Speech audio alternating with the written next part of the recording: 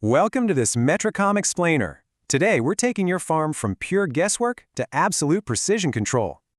We're done with broad, panic-based farming. Let's track the exact metrics that actually drive real success.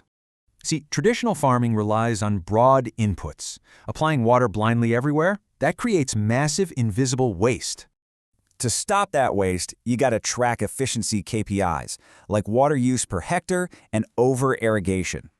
The ultimate metric here is yield per cubic meter. It measures actual production for every single drop. Right, so true control isn't just using less water, it's about right timing, zone, and crop response.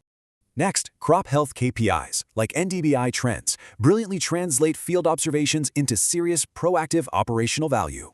But listen, collecting data is totally useless without action. Otherwise, your sensor is just a pricey thermometer. Instead, use this 5-step control cycle to turn those metrics into concrete, evidence-based decisions every time. Connecting all these observations, tasks, and corrective actions right inside your farm software, that creates true control.